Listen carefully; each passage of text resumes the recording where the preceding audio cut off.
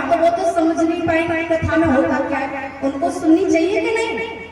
हाँ जी अन्ना जी, हमारे मलबीश्वर राजेंद्र दास जी महाराज एक उदाहरण दे रहे थे अभी कथा में।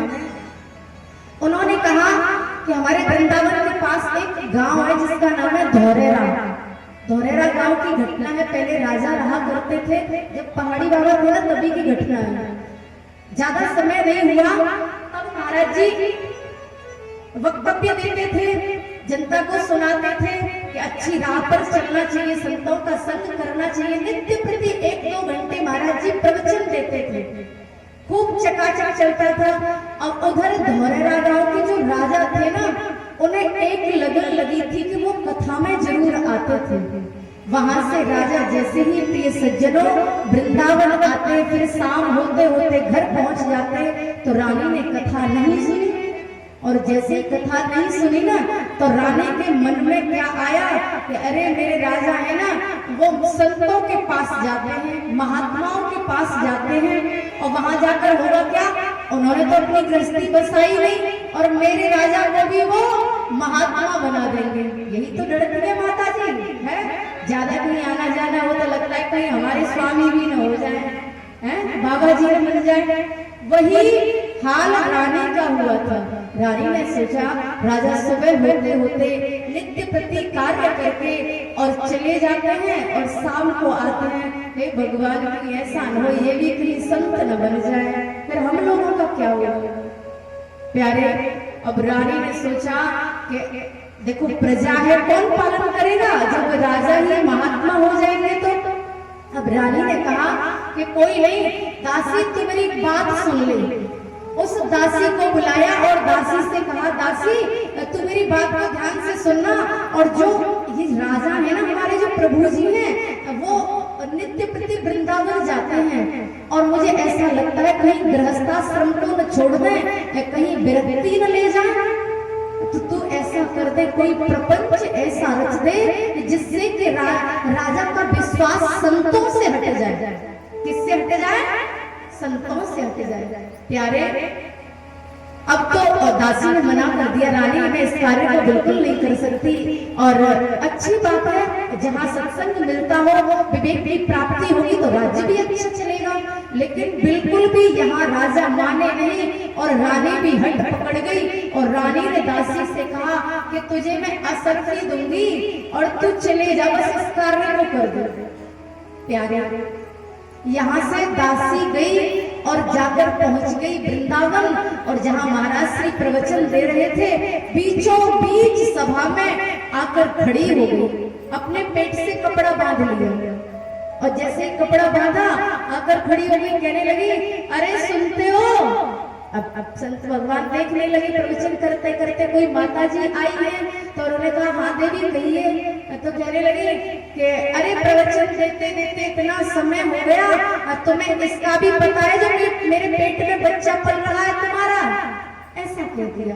अब आप बताओ, कोई विरक्त हो और ऐसे कोई कह दे, तो जो अधकचरे लोग बैठे होते हैं ना कम बुद्धि वाले, तो वो काना फंसी करने लगे, अरे बड़े संत बने फिरते हैं, बड़े विरक्त बने फिरते हैं, इनके देखो ये कैसे कारनामे हैं, ऐसा कहा।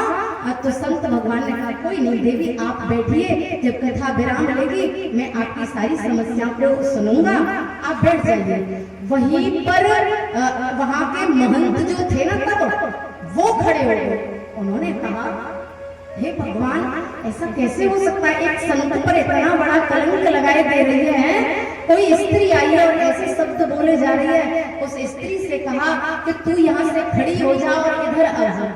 जैसे उस दासी को पीछे बुलाया, इतना लंबा डंडा ले लिया, डंडी ले ली और 2-4 नीचे जमीन में मारी, और आंख दिखा के कहा, सही सही बताना कि ये क्या मामला है, क्या तू सच बोलती है।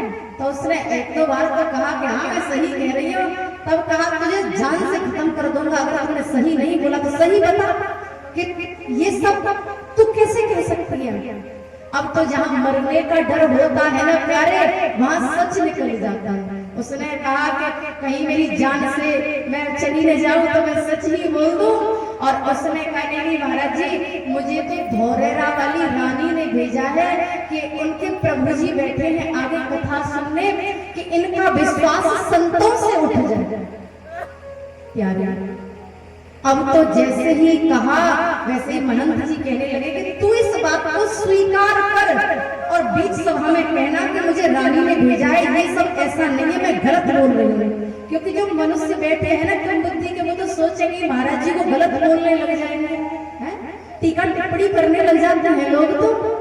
तो इसीलिए यहाँ जैसे ही कहा प्रिय सज्जनों, वैसे ही वो दासी सभा में आई और आकर कहने लगी, हे महात्मा जी मुझे क्षमा कर दीजिए, मैं तो नहीं कह रही थी, लेकिन मुझे तो धोरेरा से भेजा है रानी ने, यहाँ उनके प्रभु जी बैठे हैं और वो कह रही थी कि संतों से विश्वास हट जाए, ऐसा कोई प्रपंच कर दे। सही सही कह दिया। अब तो इतनी बात सुनी राजा ने, तो राजा खड़े हो गए, इसे जान से खत्म कर दो ना और रानी को खत्म कर दो ना। तो इसमें संत भगवान ने कहा, राजा इसमें ना तो रानी की गलती है ना उस दासी की गलती है, गलती है तो सिर्फ तेरी गलती है। अगर रानी इस कथा को सुनने आती, सत्संग सुनने आती, तो क्यों समझती कि हम तुम्हें भी महात्मा बना देंगे। यहाँ सिर्फ और सिर्फ विवेक की वृद्धि की जाती है, जिससे समझ में आता है कि अच्छा क्या है बुरा क्या है। हाँ जी या ना जी, यही तो होता है प्यारे। जब जीवन मिला है तो इसमें समझ होनी चाहिए कि हमें करना क्या है। आए थे हरि भजन को ओटन लगे कपास, क्या यही करने आए? नहीं ना। फिर तो वही शब्द याद आता है, कौन सा? जातन दियो ताहि बिसरायो ऐसो नम तुम्हारा।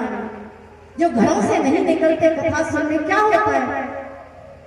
अपने जीवन को ऐसे ही गवा देते हैं जैसे जानवर गवा देते हैं। मनुष्य का कोई अर्थ नहीं रह जाता जब तक बुद्धि नहीं है। तो क्या है प्यारे, यहाँ जैसे ही, इसीलिए उदाहरण इसलिए दिया है प्यारे, अपने घर के जितने भी इंसान हो, जितने भी पुरुष हो, माता हो, सबको लेकर आना चाहिए।